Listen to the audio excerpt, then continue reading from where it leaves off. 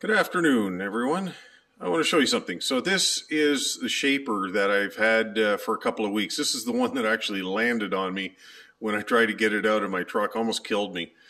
Anyways, I'm persistent, so I got it up and running. I got it working just beautifully. But I want to show you a couple of things on a machine like this that you might end up having for yourself. So a machine like this shaper, okay, it runs down. Let me go on the other side here for a second. There we are. Okay, so that shaft runs inside of almost like a cylinder. And as it turns, I don't know if you can see this well, there. That's where all the bearings and everything are in there. But then on the outside edge of that is the raise and lower part of this whole mechanism. So this plate is bolted to the top of the shaper, and then that cylinder runs down into the machine, and then this goes up and down almost like a piston inside there. And it's got kind of like a gear that's inside that can raise and lower, almost similar to what you'd have on a drill press. Anyways, that thing was jammed shut, like solid. Like they never used that raise and lower mechanism at all, and it had no lube in it whatsoever, and it was seized tight in there. So to get it loose, I put penetrating oil on it for about 2 days until it finally ran through it, and I was able to push that shaft all the way through, because there was a gear that was, when I originally picked this up, it was sitting off to the side, and I was wondering, what the heck is this thing, until I figured out actually what it was. So I got that all taken apart, all put back together, and it was quite a job, but I learned a whole heck of a lot on how these things actually go together.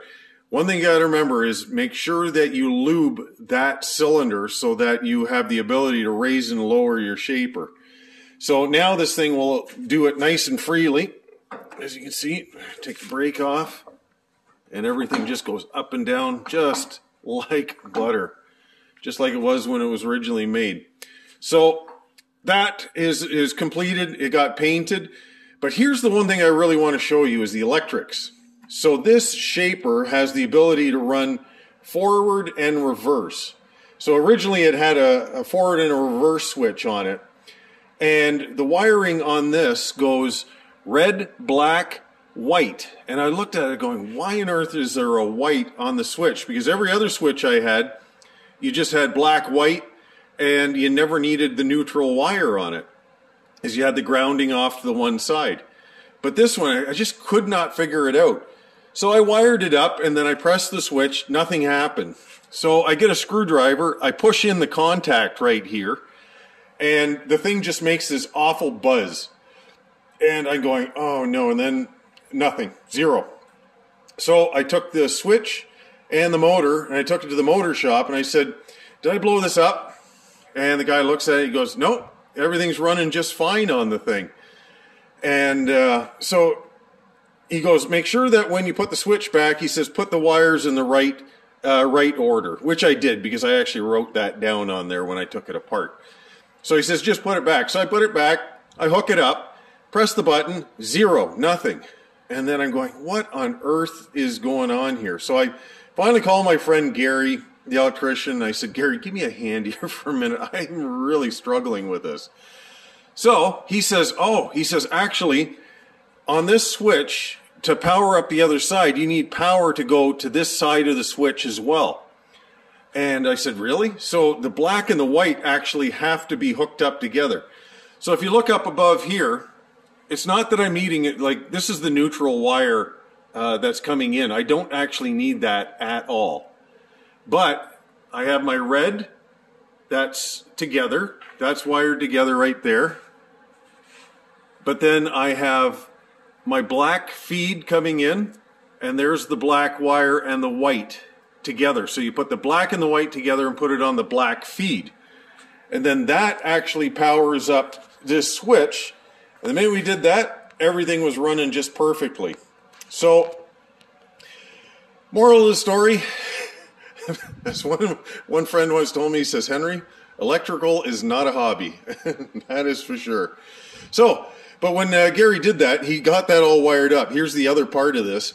is we do that whole thing with the switch, press this, nothing again. So he gets his meter out and he goes, yeah, 110. And then he goes, it was somewhere just under 50 volts coming through there, if it was anything. And he's going, something's not right. And I go, oh, I've got my disconnect over here. So he goes and tests the disconnect, and you can see it's got two barrel fuses right here. So this one, it's running just fine. But this one, I blew it probably when I tried to test that contact. So he took the red off of this side and then just temporarily put it down here. I have a stab lock panel over on the side there, and so that's taking up if there's any problem. But I do like the disconnect, and I'll probably get another barrels fuse for that at some point. But note to self, if you are ever in the situation where you end up with a switch like this or something's not working and you have the possibility of a machine that can run forward or reverse, you might end up being in the same situation as me, and you can just put the black and the white together. But I would suggest you ask your electrician first before you do this, so you don't end up doing what I did. So anyways, the machine is complete, and I am very happy with the results.